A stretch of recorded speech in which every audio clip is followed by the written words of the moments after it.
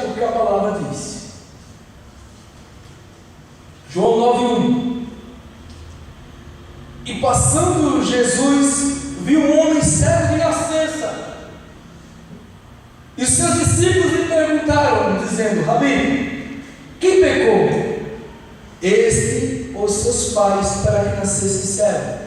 Irmãos, você entende que os discípulos estavam observando tudo aquilo que Jesus fazia, e eles começaram a aprender com as atitudes de Jesus, com as palavras de Jesus, e ele viu lá atrás que existia enfermidade, que a causadora delas era demônio alojado, era investida maligna, existia enfermidade que era motivo do pecado, ou seja, a causadora daquela enfermidade era o pecado, e os discípulos expressam isso aqui, João capítulo 9. E passando ele viu um cego de nascença, e seus discípulos perguntaram: Rabi, quem pecou? Esses seus pais, para que nascesse cego? Se era cego de nascença, eles foram até Jesus e perguntaram: foram os pais dele que pecou?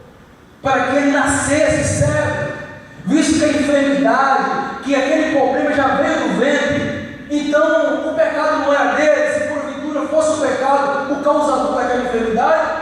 E os discípulos perguntam a Jesus, e mais uma vez Jesus expressa que ele conhece tudo, ele vai mais uma vez até a raiz e diz assim: aleluia. Jesus respondeu, versículo 3: nem ele pecou e nem seus pais, foi assim para que se manifestassem as obras de Deus. Irmãos, aleluia, mais uma vez aqui entendemos que nem toda enfermidade é para a medicina.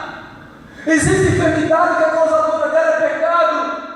Existe enfermidade que o causador dessa enfermidade são espíritos imundos. Mas existe enfermidade que é para a glória de Deus. Jesus expressa tudo isso e diz assim: convém que eu faça as obras daquele que me enviou, enquanto é dia e a noite vem, quando ninguém pode trabalhar. Enquanto eu estou no mundo, eu sou a luz do mundo. Aleluia.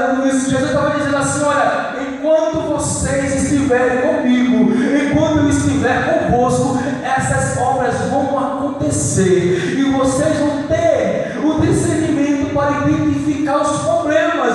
Se é causa de demônios, eles têm que ser expulsos e a cura vai acontecer. Se é pecado, eu perdoarei os pecados e o paralítico voltará a andar. Se for cego, voltará a enxergar. Se for mudo, voltará a falar. Se for surdo, voltará a ouvir.